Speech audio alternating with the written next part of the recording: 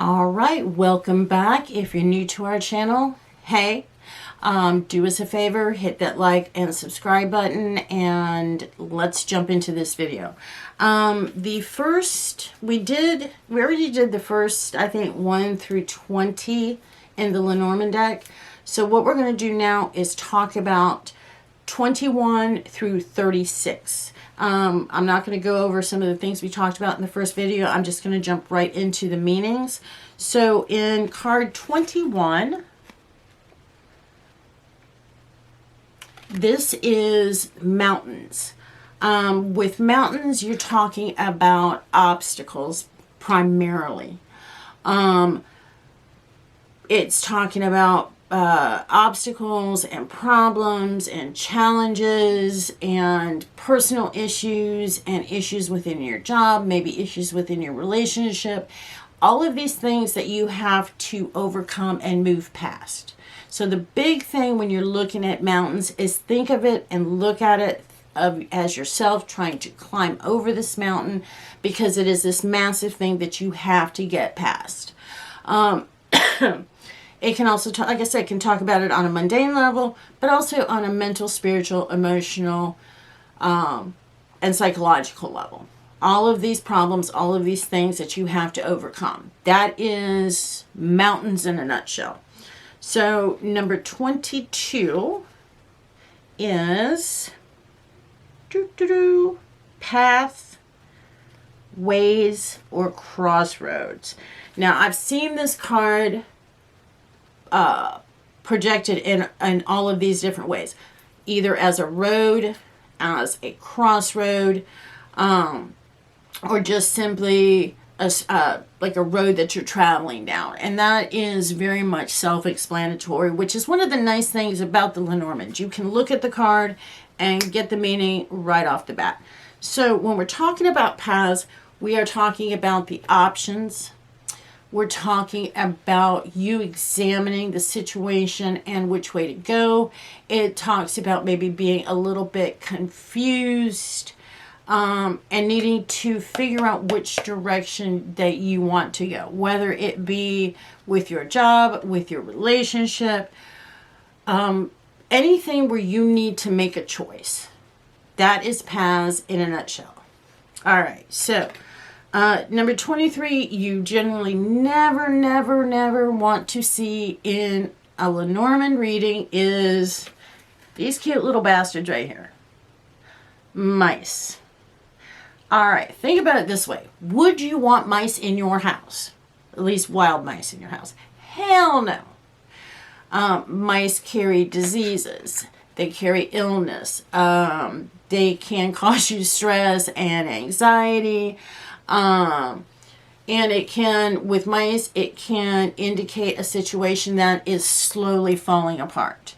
On a physical level, it can tell you that, hey, this person needs to have their health checked, maybe go to the doctor. So whenever mice pop up, it's never a positive thing. So you never want to, despite how cute and adorable they are, and speaking for someone who has mice in her house every winter, they're destructive little bastards. So you don't want mice in your house, and you sure as hell don't want them in your reading. So mice is not a positive thing. All right, so we're going to look at number 24. And this is very much a card of romance. That's hearts. Hearts are about love. They're about relationships. They're about connections. They're about personal feelings. And it's very generally a nice, happy, loving kind of thing. So hearts always, well, I'm not going to say always because there's never any absolute in readings, but hearts generally symbolize love, relationships, and maybe your emotional state being balanced and being in harmony with not only yourself, but with everyone around you. So love, the heart card is a very positive card. Number 25 is the ring, I think. Yes. 25 is the ring. This is another one that combined with hearts While hearts talks about feelings, the ring talks about relationships, talks about engagements, talks about your marriage, talks about commitments to not only yourself, but to your partner, or your partner's commitment to you, your commitment to your job, your commitment to your spiritual path. So it is talking about something active, and your desire and your, what's the word I'm looking for? Your devotion to either a person or a situation. So it is about commitment. It is about stability, and it is can indicate possible marriages, possible engagements. So again, a very positive card. Number 26 is generally, like I said, these cards portray the figures as the primary, but in most Lenormands, it would be a book or an open book. This is very much a card about education, schooling.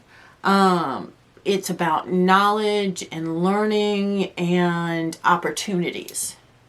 So that is 26, and that is the book. 27 is letters. Okay, this is an easy one. A letter is a letter is a letter. What does a letter contain? It contains news. It contains information. It contains communication. In this day and age, the letter can also talk about social media, because social media is a primary form of communication nowadays. Everything that we get is through email. People don't write letters anymore. People don't write postcards anymore. The letter can also talk about how you personally communicate and your need to communicate. So again, letter is all about communication, forms of communication, and on some level learning. Like, you know, you can get a letter, read it through, and all of a sudden you gain knowledge that you didn't have before. So you can also throw learning in with the communication aspect of letters. 28 and 29. Now I'm combining these together because they're very much simple. Man and woman, male and female, physically male and female. Now, a lot of Lenormand decks will actually have 2 male and 2 female to expand on the reading. With the male, it can be someone, it can pretty much cover any male in your life. It could talk about your boss. It could talk about your lover. It could talk about your son. It could talk about a male friend, etc., etc., etc. With the female, the same thing on the female side. It could talk about your female boss, your female friends, your female family members, your female child. So it's very much people. It's people. You can also look at these as someone that is coming into your life. It can also symbolize you as a person, and the querent as someone who is looking for the information, or who can provide the information to the question at hand. All right, so that was 28 and 29. Okie dokie. Number 30 is the lily.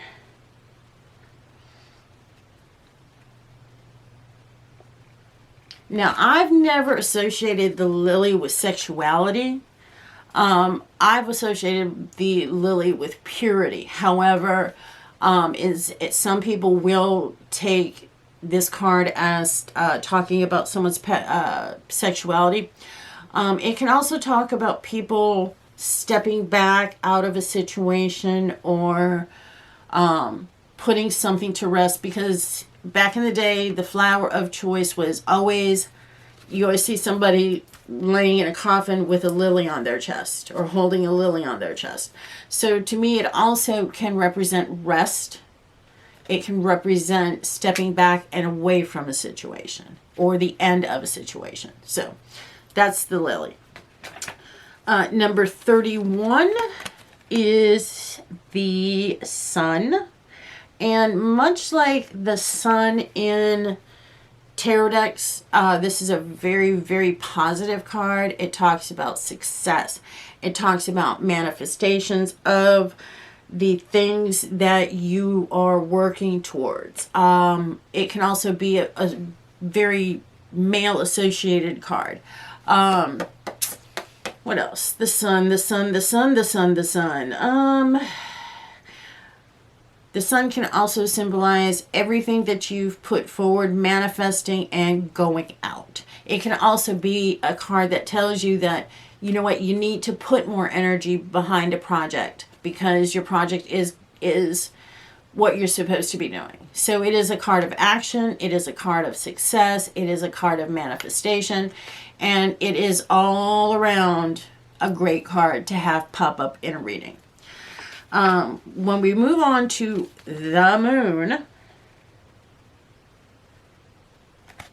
oh no, we go on to the Moon. This is again the counterpoint to the Sun, but it is also, unlike in a tarot deck, this Moon has positive connotations. She talks about cycles.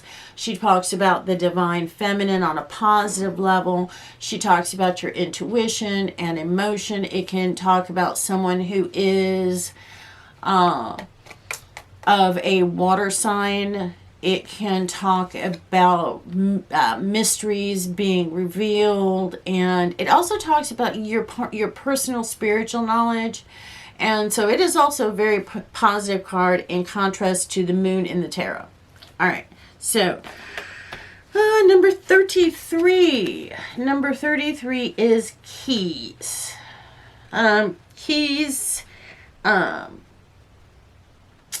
Keys represent answers, at least to me.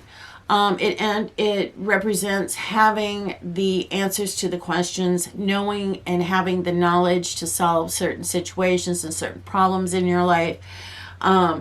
It can also be representative of, as you see, the keys are right here out of reach for her. Those answers being just out of reach and needing to take a step inward to find that answer that you're seeking. So key is all about unlocking doors. It's about knowledge. It's about having the power to do what you need to do, and having the knowledge, whether it be spiritual, mental, emotional, or physical knowledge, to do what you need to do to gain or achieve your personal goal. All right. 34, we're down to the last three, 34, 35, and 36. So 34 is fishes. Now, I've never understood, I mean, I do understand it on a kind of weird level, but fishes are about prosperity. They're about money, businesses, personal businesses. They're about abundance. They can also talk about what is the word I'm looking for? Collaboration with the people around you, especially on a mundane level, like a new business. It can be saying, you know what, you need to collaborate with your friends so that you can get this business going. So the fishes is all about money, prosperity, abundance, collaboration, your friends, or even family, but generally friends, and all getting together to make this stuff happen. All right, 35 is the anchor.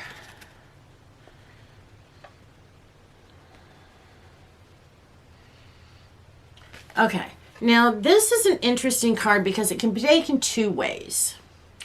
On a negative connotation, the anchor could be the things that are holding you back, that are holding you down, that are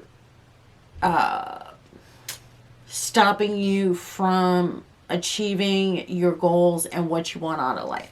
On the flip side, on the positive note, it can talk about stability.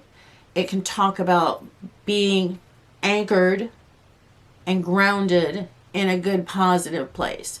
So with the anchor, it's very much going to be dependent on what it's paired with. Say that you've got the anchor paired with something like the mice or the coffin. That's not necessarily going to be taken in a good positive connotation. So this card is very fluid for me. It will change from meaning to meaning depending on what it's paired with and where it falls within the reading. So that is the anchor. The cross is... Now the cross also has a positive and a negative to it. The cross can be taken on a positive level, talking about your spirituality, your religion, your faith, all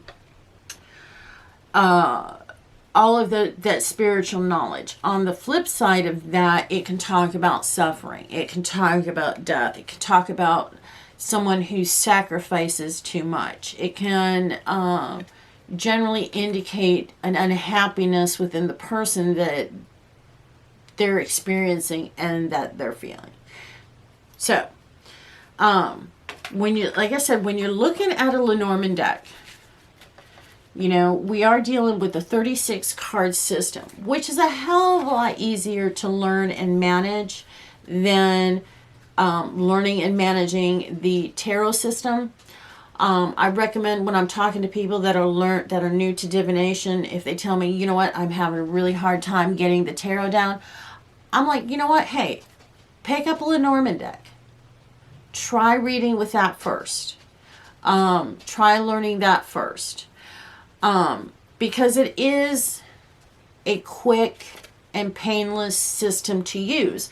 And whereas the tarot has all of these nuances and complications and pieces that fit into the puzzle, when you're doing a Lenormand reading, it can be quick, direct, and to the point. I found that when a good way to use a Lenormand deck, or something that I like to use a Lenormand deck with, is when I'm doing like online readings or 3-card draws, or someone asks me a very direct question wanting a very direct answer, I grab my Lenormand deck and I hit it, because it is like boom, boom, boom. It is what it is, and that's it. Again, now Raven, I think I mentioned this, or I may not have mentioned this. Raven looks at this, the Lenormand deck, as an oracle. I don't.